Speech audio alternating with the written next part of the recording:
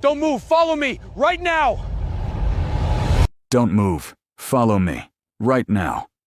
The words cut through the Denver morning before the millionaire's polished shoe ever touched the pavement.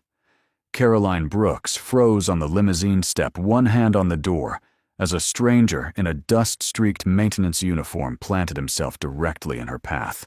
Her bodyguards lunged. He didn't run. He didn't even flinch. He only lifted one finger toward the enormous crystal chandelier hanging above the community center's grand entrance. Trust me. A second later, steel shrieked. The whole fixture tore loose and came down in a roar of glass and iron shattering across the exact stone where she had been about to stand. Hundreds of guests went silent. Caroline stared at the single father, breathless, unable to form a single word. But how could he possibly have known? The truth was, Carson Hayes had known for almost a full day. Long before the chandelier came down, before the screaming and the strange ringing silence that followed, he had stood beneath that same fixture in an empty hall and felt a cold certainty settle into his chest like a stone dropped into still water. He knew the sound a building made when it was lying to you. He had learned it the hard way. That morning had started like every other one in the small rented house on the east side of Denver. Sophie, 7 years old and missing a front tooth, had argued that pancakes counted as a vegetable if you put enough blueberries in them. Carson had let her win. He always let her win the small ones. He poured the batter, listened to her hum a song with no real melody, and pretended his hands weren't already thinking about the job waiting across town. There was a photograph on the kitchen windowsill, a woman with a wide, easy smile, and he did not look at it the way other men avoided things. He looked at it on purpose every morning, like a man checking that a wound was still closed. He dropped Sophie at school, knelt to fix the strap of her backpack, and told her the same thing he told her every day. Be brave, be kind, and if something feels wrong, say so out loud. She rolled her eyes because she was 7, and he loved her so much it frightened him. Then he drove to the community center. 5 years earlier, Carson had been a structural engineer, with his name on real buildings, the kind of man who walked into a room of executives and made them listen. That version of him felt like a stranger now. Back then, he had flagged a load-bearing failure in an elevated walkway, a flaw he had measured 3 separate times, and he had written it down in plain language so no one could pretend not to understand. The men who signed the checks decided a delay cost more than a risk. They buried his report under a schedule. The walkway came down on a Saturday afternoon full of people. Carson had pulled strangers out of the wreckage with his bare hands until those hands stopped working right. He had saved more lives than he could count, and he never counted them because the only number that mattered to him was 1, and that one was Emma. His wife had been standing on the far end of that walkway, waiting for him when the world folded. He saved everyone but her. Afterward, the company needed a name to bleed, and a dead man's widow does not defend herself, so they chose his. They twisted the record until the engineer who warned them became the engineer who failed. He lost his license. He lost the career. He did not lose Sophie. And some mornings, that was the only sentence he could hold on to. So now Carson Hayes inspected and maintained other men's buildings, and he wrote everything down. He photographed everything. He backed up everything. He had become a man who refused on principle to ever again be the only one who knew. The community center was supposed to be Caroline Brooks's gift to the city, a gleaming hall of glass and pale stone going up in a neighborhood that had waited a long time for someone to remember it existed. On his walkthrough, the day before the opening, Carson had run his light across the central anchor that held the great crystal chandelier, and the cold certainty had arrived right on schedule. The mounting plate was wrong. The bolts did not match the spec on the drawings he had been handed. The steel that should have carried that enormous weight had been swapped for something thinner, something cheaper, something that was already weeping fine rust at the seams. He did what the old Carson would have done. He documented it. He pulled the sensor logs and the construction site camera footage and copied all of it onto a small black external drive that he slid into the inner pocket of his jacket, the way another man might carry a wallet or a weapon. Then he did what the new Carson had learned to do. He warned someone, the site manager, a heavy-set man named Doyle with a clipboard and a deadline, barely looked up. The opening was the next morning. Miss Brooks herself was cutting the ribbon. There were cameras coming, donors coming, a whole city watching. Nobody was tearing down a chandelier over one inspector's nerves. "You'll want to put that in writing," Carson had said quietly, "that you were told." Doyle told him to do his job and stop reaching for headlines. It was the same sentence, almost word for word, that another man had said to him 5 years before. Carson stood in that bright, unfinished hall and felt the floor of his life tilt back toward the worst day of it. He drove home and did not sleep. The next morning he came back early before the crowd and put his light on the anchor again.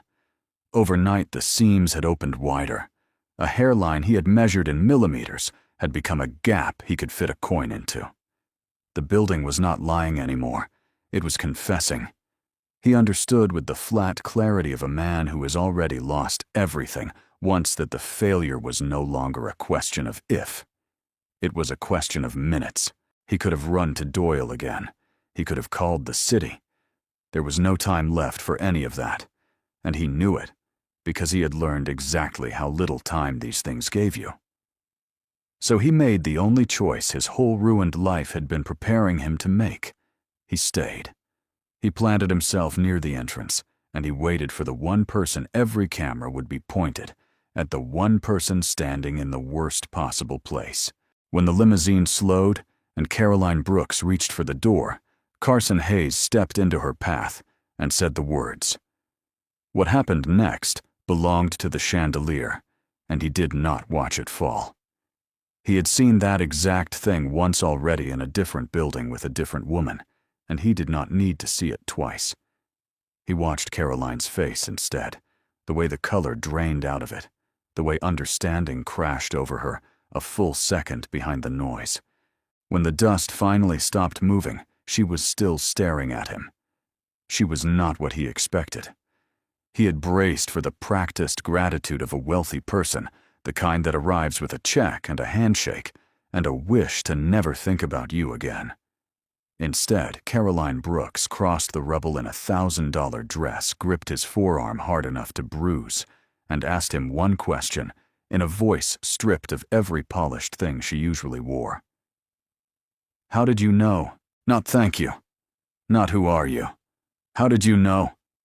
It was the right question, and almost nobody ever asked the right question.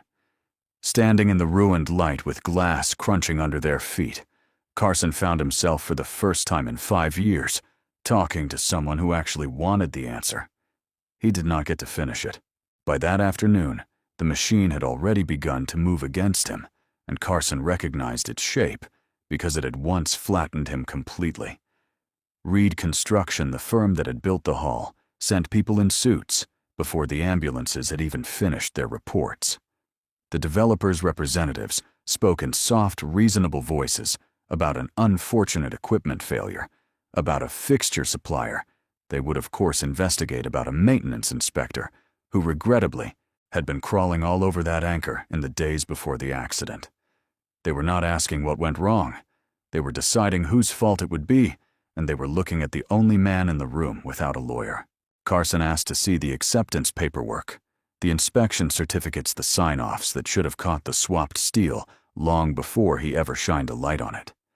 They were reluctant, and reluctance always told him more than cooperation did. When he finally got his eyes on the documents, the cold stone came back into his chest, heavier this time. The signatures were wrong. The certification stamps were the right shape and the wrong weight, the way a counterfeit bill is the right green, and somehow still screams at you. Dates had been entered for inspections that the physical evidence said never happened. Someone had built a paper building that passed every test and bolted a real one together out of garbage and trusted that no one would ever stand in the gap between the two. Then Carson reached the line that named the principal contractor, the man whose company had poured the concrete and signed the lie, and the floor of his life tilted a second time. Marcus Reed. He read the name twice to be sure his grief wasn't writing it for him. It was real. Marcus Reed had built the walkway that killed Emma. Marcus Reed had been the loudest voice insisting it was no one's fault, had walked out of those years cleaner and richer than he walked in, had moved on to bigger contracts and brighter ribbons, while Carson learned to fold pancakes for a motherless little girl. The same hands, the same lie. A different building, waiting to fall on a different woman. It was not a case anymore. It had never been a case. It was the unfinished thing he had been carrying for 5 years, looking back at him from a forged signature. That night, Carson sat at his kitchen table long after Sophie was asleep, the small black drive beside his coffee, the photograph of Emma watching him from the windowsill. He understood exactly what pursuing this would cost. He had paid the bill once already, and he knew the price by heart. They would take his work, his name, maybe more. There was a 7-year-old down the hall who had already lost one parent, and a smart man, a careful man, a survivor, would put the drive in a drawer and protect what was left. Carson Hayes was that man. He had spent 5 years becoming that man. He picked up the drive anyway, because he had stayed silent the last time not by choice, but because no one would listen, and a woman he loved had died, waiting for him in a building he knew was wrong. He would not be quiet a second time. Not for Reed. Not for anyone. He had said it to a stranger that morning, and now he said it to the empty kitchen, to Emma, to himself. Don't move. Follow me. This time, he intended to follow it all the way down. The blacklist came first, and it came fast. Within a week of the chandelier, Carson's 2 standing maintenance contracts were canceled without explanation. The smaller jobs that usually filled the gaps stopped calling back. He had been in the Denver building trade long enough to know that this kind of silence was never an accident. Someone had made calls. Somewhere a word had gone around, quiet and poisonous the way it had 5 years before, and the word was that Carson Hayes was trouble, that Carson Hayes had a history, that a careful firm would do well to keep its distance. Then the stories started. A local news site ran a piece about the community center accident that mentioned almost in passing the maintenance inspector who had been working the site in the days before the collapse. It did not accuse him of anything. It did not have to. It simply set his name beside the words prior history and structural failure, and let the reader's mind build the rest of the sentence. Reed Construction did not need to lie outright. They had learned a long time ago that an arranged silence and a few well-placed facts could do more damage than any lie and could never be sued. Carson recognized the architecture of it. He had lived inside this exact building before. The difference was that this time he saw the framing as it went up beam by beam, and that knowing did not make it hurt less. It only made it lonelier. He called 2 men he had once trusted, engineers, who knew his work, who knew what kind of inspector he was. Both were polite. Both were sorry. Both made it very clear, without ever saying the words, that being seen near Carson Hayes right now was a risk to their own families, and that they had families, and that surely he of all people understood that. He did understand. That was the worst part. He hung up the phone and stood in his kitchen and understood completely.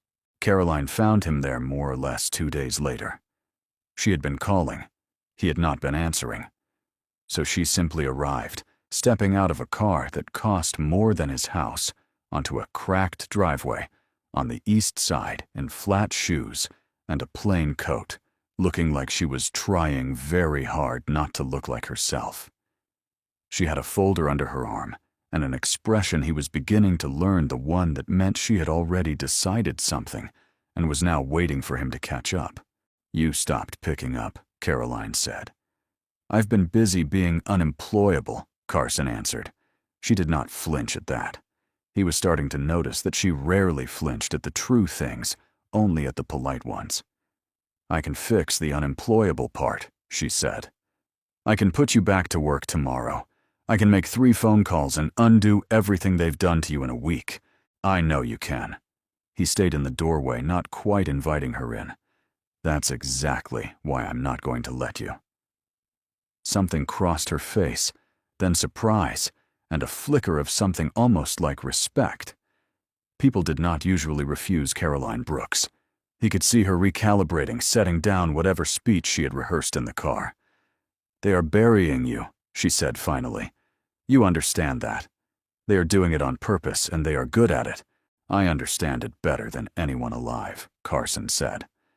And if I let you reach into this and pull me out by your money, then this becomes a story about a rich woman protecting her pet inspector. They'll bury that too, and they'll be right to. Whatever I find has to be clean. It has to be mine, or it isn't worth anything when it matters. For a long moment she stood on his broken driveway and looked at him, really looked the way she had in the rubble. Then she nodded, once the nod of someone closing a negotiation on terms she had not expected to accept. All right, Caroline said. Then we do it your way. But we do it together. And you don't get to argue about that part because it's my building, and my name on it, and my city, and I am not the kind of woman who waits in the car. That was the first time Carson understood that this was not for her a public relations problem. She told him the rest of it, standing in his small front room, refusing the coffee, and then drinking it anyway. She had grown up 40 minutes from where they stood in a neighborhood, not unlike this one, in a house, not unlike this one. The community center was not a tax write-off or a ribbon for a brochure. It was the thing she had promised a younger version of herself she would build someday, in a place the city had spent decades forgetting. When that chandelier came down, it had not threatened her portfolio. It had threatened the one clean thing she had ever made. So when you ask me why I'm standing in your living room instead of letting my lawyers handle it, Caroline said, that's why. Somebody turned the best thing I've ever done into a death trap, and I want to know who, and I want to know why, and I am done trusting the people who keep telling me to let it go. Carson looked at this woman in his dead wife's house, in the room where Sophie's drawings were taped to the wall, and revised every assumption he had made about her in the limousine. Then I'll show you what I have, he said. What he had was the small black drive, and what was on the small black drive was a beginning. Caroline, to her credit, did not try to take it over. She hired an independent forensic team, structural specialists, with no ties to the city's building authority and no contracts to protect, and she paid them out of her own accounts so that no board and no donor could see the line item and ask questions. Carson gave them everything: his photographs, his measurements, the sensor logs, the swapped bolt specifications. He did not give them the drive itself. That stayed in his jacket. He had learned what happened to evidence that left his hands. There was one thing on it he set aside entirely. The drive also held the raw site camera footage from the weeks of the build weeks of a cheap continuous feed that no one ever watched, and Carson never opened it. A loading dock camera could not measure steel or read a forged certificate. Whatever lived in those gray hours, he was certain it held nothing a case could ever use, so he left it untouched and turned his attention to the numbers that mattered. The findings came back over 10 days, and each one landed like a stone added to the load. The premium structural steel specified in the original drawings had been substituted throughout the build with a cheaper and weaker grade.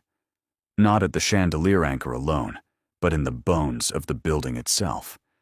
The cost savings were enormous, the kind of number that turns a thin contract into a fortune, and the difference had been pocketed by someone. To hide it, an entire layer of paper had been forged. Signatures of inspectors who had never set foot on the site. Certification stamps duplicated from legitimate documents.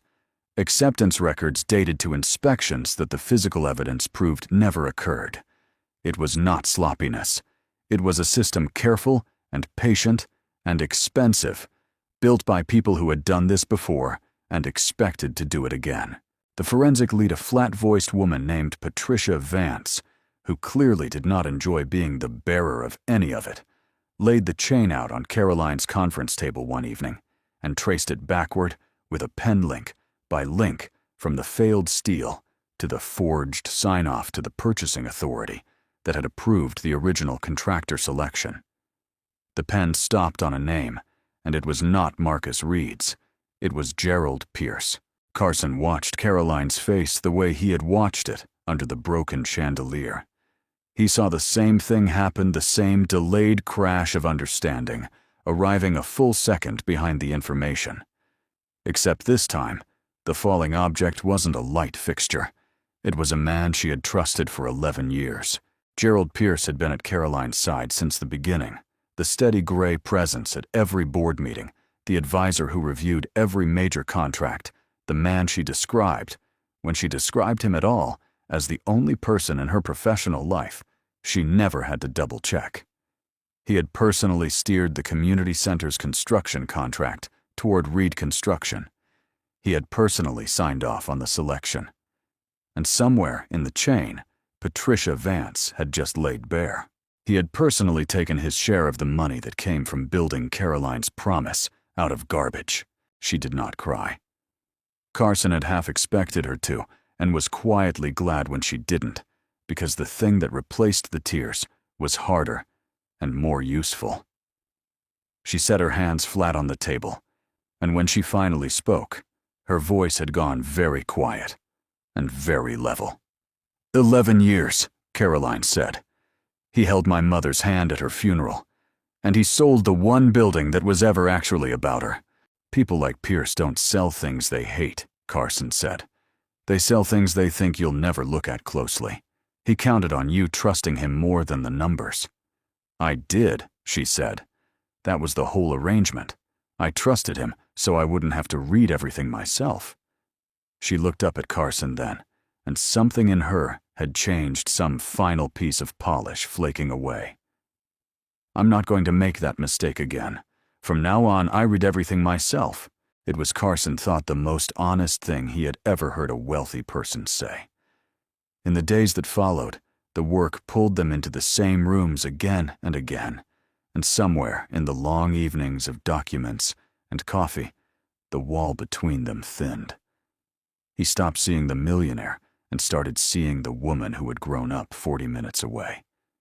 She stopped seeing the man from the news and started seeing whatever he actually was. It was Sophie who finished the job. Caroline came by the house one evening to drop off a copy of the forensic summary, and Sophie answered the door before Carson could, because Sophie answered every door as if she were personally responsible for the household's hospitality. She informed their guest with the absolute authority of a 7-year-old that they were having spaghetti, that there was enough, and that it would be rude to leave. Carson watched from the kitchen, braced for the polite excuse, the gentle retreat back to the expensive car. Caroline took off her coat and asked where the plates were.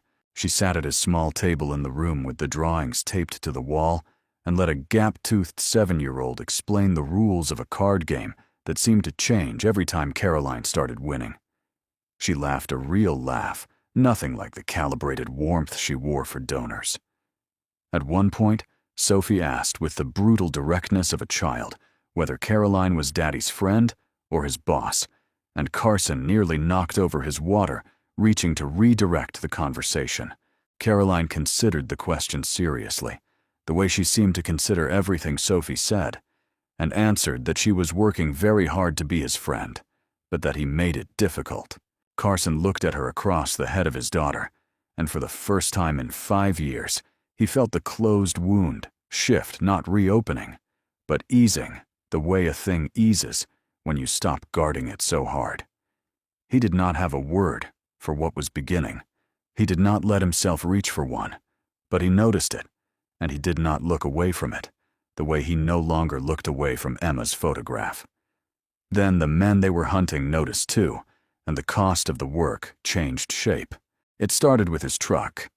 He came out one morning to find every tire slashed and the brake lines cut clean, a job done by someone who knew exactly which lines to cut and wanted him to know they knew. It was not random vandalism. It was a sentence written in a language he understood.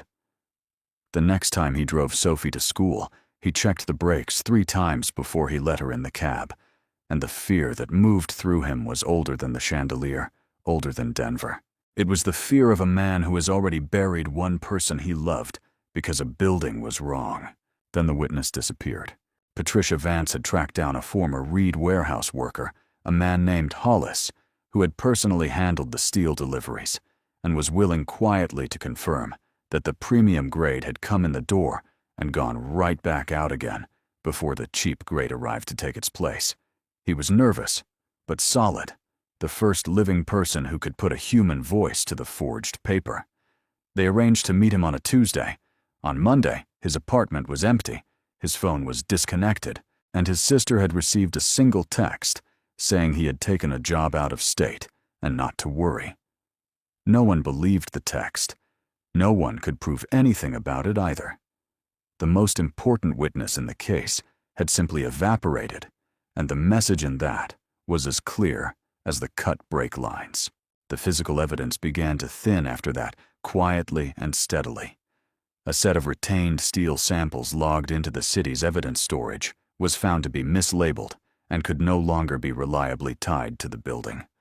A digital copy of the original drawings, the clean set that proved what the steel was supposed to be, vanished from the contractor's archived server during what the firm described as a routine migration. None of it could be called destruction. All of it was destruction. Someone was walking through the case ahead of them, erasing footprints, and that someone had the access and the patience of a person who had done this before and gotten away with it. The pressure reached Caroline from the other direction, through the front door of her own boardroom. Her directors began to ask in increasingly direct memos why the foundation was funding a private investigation into a closed accident. 2 major investment partners signaled through the careful indirection of people who never put threats in writing that their continued involvement depended on the matter being put quietly to rest. Carson did not have to ask who was orchestrating it from the inside. Gerald Pierce still sat at that table. Gerald Pierce still had 11 years of relationships and the trust of every person in the room except the one woman who had finally started reading the documents herself. He did not need to argue against the investigation. He only needed to stand at the center of the web he had spent a decade weaving and let it tighten on his behalf. "They want me to drop it," Caroline told Carson one night in the same small front room where it had started the spaghetti night, 100 years behind them now. All of them at once. That's not a coincidence. That's a man pulling strings and making it look like weather. "That's exactly what it is," Carson said. "He's not going to fight you in the open. He's going to make the whole world quietly agree that you've lost your mind until letting go feels like the only sane thing left to do. I've watched it happen. I've had it happen to me." He looked at her steadily. "You can still walk away from this. You have more to lose than I do. I had nothing left when I started." "Is that what you think this is?" Caroline asked. "You giving me permission to quit?" "I'm telling you what it costs," he said.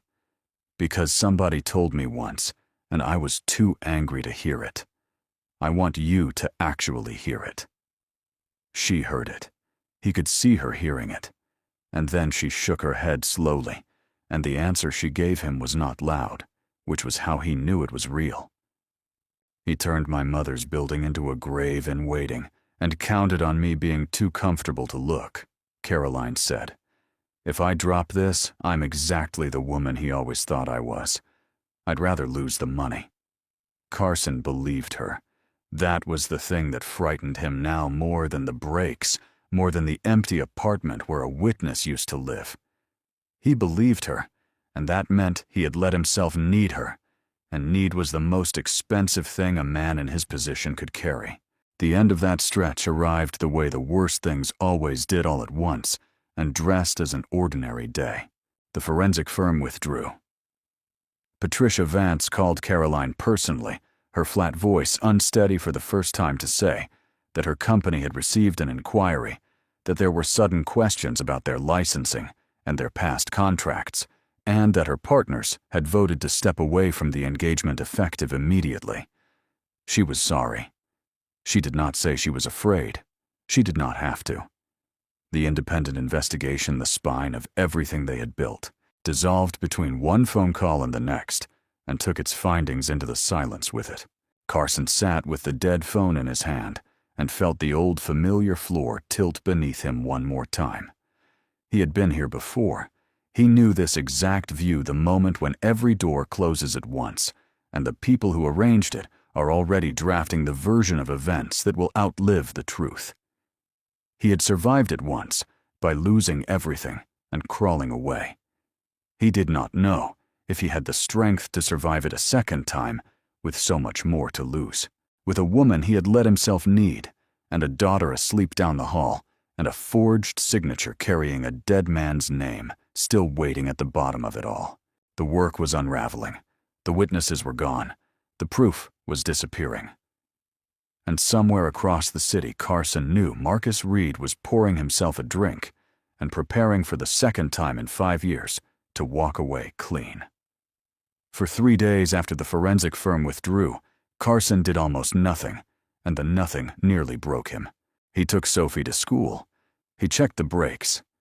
He sat at the kitchen table while she slept and looked at Emma's photograph and waited for the old instinct to tell him to put the drive in a drawer and protect what was left. It was a reasonable instinct. It had kept them both alive and fed for 5 years. The investigation was dead. The witnesses were gone.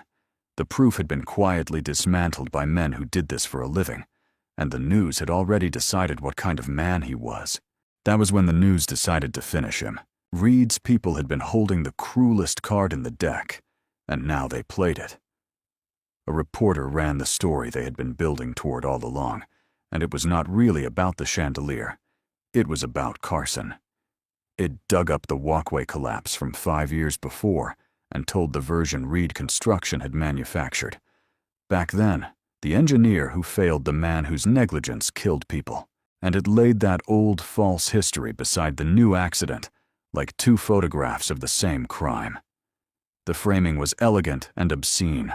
A disgraced engineer with a dead wife and a grudge had inserted himself into Caroline Brooks's grand opening, staged a dramatic rescue, and was now using a manufactured scandal to extort a fortune from a grieving philanthropist and launder his own ruined name in the process. It worked precisely because the worst part of it was true. He did have a dead wife. He did have a history. He had stood in front of that limousine and said dramatic words while 100 cameras watched. Reed did not have to invent a villain. He only had to point at the real wound and tell the city it was a lie. The public, which had briefly loved the mysterious man who saved the millionaire, turned with the speed that crowds always turn, and the comments beneath the article were worse than the article. Caroline called him that night, and for the first time her voice carried something close to fear. "My board convenes in the morning," she said. "Pierce has the votes. If I'm still attached to you when that meeting ends, I lose the foundation, the partners, and the building. They're going to make me choose between you and everything I've ever built, and they've arranged it, so there's no version where I keep both."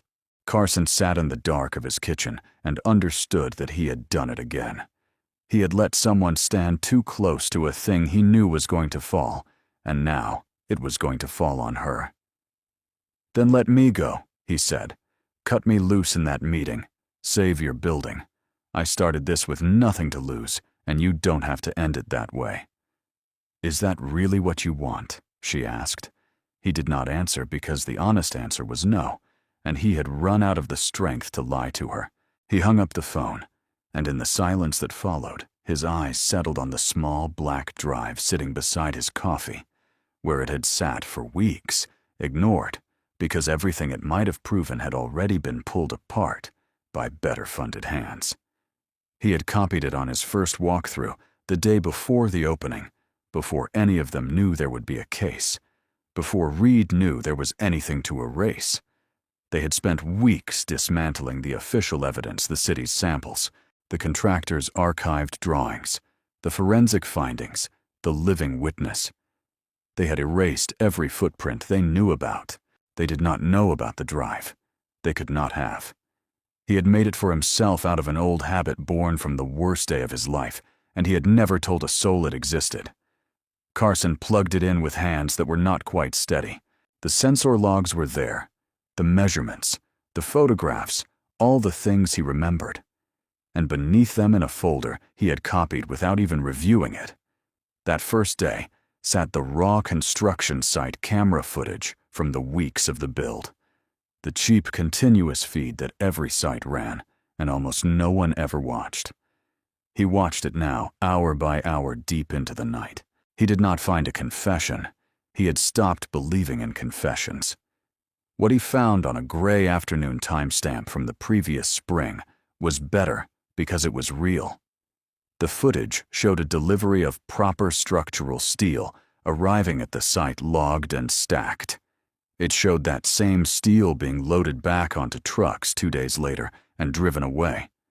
And it showed the cheaper grade arriving to take its place, carried in by men who had no reason to think a camera mattered. Standing in the middle of it, pointing, directing, unmistakable in the flat gray light, was Marcus Reed himself. Not a signature this time. Not a stamp that could be called a clerical error. His face, his hands, his presence on the site supervising the swap with his own body on a date. The forged paperwork swore the building had already passed inspection. The footage did not prove the forgery in the office. Carson understood its limits, even as his pulse climbed. A camera on a loading dock could never see a pen signing a false name in a boardroom, but it did not have to. It proved the one thing the forged paper existed to hide. It proved intent. Laid beside the substitution it captured with Reed's own face in the frame, every forged signature in the building suddenly had a purpose and an author. The paper lied to cover this exact moment. And here was the moment kept alive by a habit Reed could never have predicted, because he did not know the man he was burying had buried someone first. Carson called Caroline before the sun came up. He did not explain it over the phone. He had learned what phones did. He should have called the police that same hour, and he meant to. But Marcus Reed had not survived 2 of these by being slow, and he knew one thing about Carson Hayes that the rest of the city had forgotten in all the noise. He knew that an inspector like Carson kept records. He knew it because his own people had reported weeks earlier that the maintenance man had been crawling over the anchor with a camera and a drive before the collapse. Reed had spent those weeks erasing every copy he could find inside the system. The one copy he had never located was the one that frightened him most, and a frightened man with money does not wait politely for a warrant. Carson came home from dropping Sophie at school to find his front door open. He did not go in through it. 5 years of expecting the worst had given him reflexes that ordinary people did not have. He went around the back, quiet, and through the kitchen window, he saw a man he did not recognize, methodically, taking his small house, apart drawer by drawer, with the patient thoroughness of someone who had been told exactly what to find and exactly how much it was worth. The drive was not in the house. The drive was in the inner pocket of the jacket Carson was wearing, where it had lived for weeks because he had learned a long time ago what happened to evidence that left his hands. He did not go inside. He did not confront the man. He had Sophie's whole future in his pocket and a daughter who had already lost one parent, and he was done being the kind of brave that got people buried. He backed away from his own house, got into his truck, and drove straight to Caroline, and from her office, on a line and a network that Pierce had never had the chance to touch, they made the call that mattered. Not to the city authorities Reed owned, to the federal field office that Reed did not. After that, it moved quickly the way these things do once they finally find a surface hard enough to catch. The footage was the thread, and federal investigators, unlike the local channels Reed had spent years cultivating, had no reason to look away, and every tool to pull. Reed's own face on his own site, supervising a swap his paperwork denied, gave them the probable cause to open everything else, and everything else was a decade deep. The steel substitution scheme had not begun with Caroline's building, and it had not ended there. And once the seal was broken, the forged signatures led outward, and the money led upward, and the whole patient architecture Reed had built to be invisible became all at once a map. Marcus Reed was arrested in his office on a Thursday morning, and Carson did not go to watch because he had learned that watching the thing fall was never the part that healed you. Gerald Pierce fell a different way, and Caroline insisted on being the one to do it. She did not let her lawyers handle it, and she did not let the investigators surprise him. She sat across from the man who had held her mother's hand at the funeral, the advisor she had trusted for 11 years, so that she would never have to read the documents herself, and she laid the chain in front of him exactly the way Patricia Vance had once laid it in front of her. She told Carson afterward that Pierce had not even tried to deny it at the end. He had only looked tired, and a little surprised that she had finally been the one to read it all the way to the bottom. She ended it herself in her own voice, and she did not cry then either, because the thing that had replaced her trust was harder and more useful, and entirely hers. The old wound came open in the course of it, the way Carson had known it might. As the federal case widened into Reed's history, the walkway collapse that had killed Emma 5 years before came back into the light, and this time it was examined by people who could not be told to look away. The record that had been twisted to name Carson, the failure was pulled apart and read correctly at last. The engineer who had warned them 3 times in plain language was finally entered into the truth as exactly that. He was cleared formally and completely for both buildings, the one that took everything from him, and the one where he had refused at last to let it happen again. It did not bring Emma back. Carson had stopped years ago asking anything to do that, but it closed the thing he had carried in his chest like a dropped stone since the day the world folded, and when it closed, he found he could breathe in a way he had forgotten was possible. They offered him his career back, and more than his career. A position came senior, real the kind of work the old Carson had done, before grief and lies took it from him, overseeing safety on public buildings across the region, the man who walks into a room of executives and makes them listen.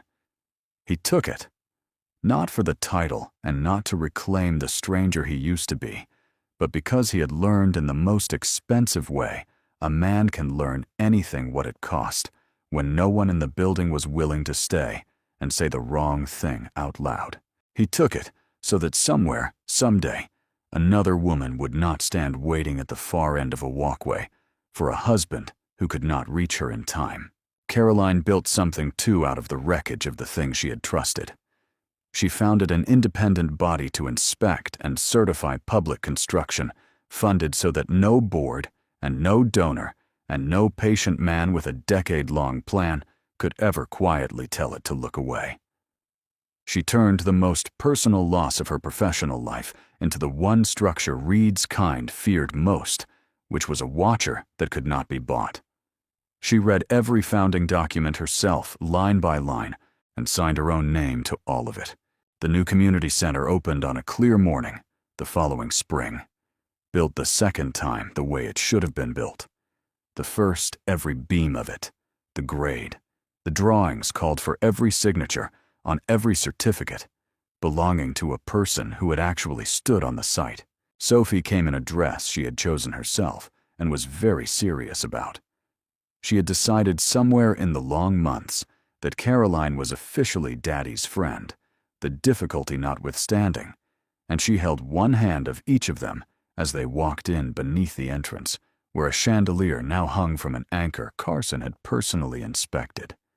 Caroline stopped him at the threshold beneath that light, with the city filing in around them, and a 7-year-old swinging on the end of his arm.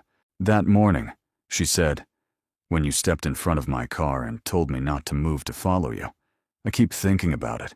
You couldn't have known what it would cost you to be the man who said that. You said it anyway." "I'd said nothing once before," Carson answered. "Not by choice. But the result was the same, and I lost someone in the silence. I wasn't going to lose anyone else in it." She looked at him for a long moment beneath the light he had made safe with the daughter of the woman he had buried, holding both their hands, and Carson understood that the words he had said to a stranger on the worst, best morning of his life, had not only saved her. They had brought him all the way back up out of the silence he had been drowning in for 5 years. One ordinary man with steady hands and a stubborn, unkillable insistence on telling the truth out loud had pulled a stranger out of the path of a falling building, and in doing it, had finally pulled himself out from under one too. "Don't move. Follow me," she had. And so, at last, had he.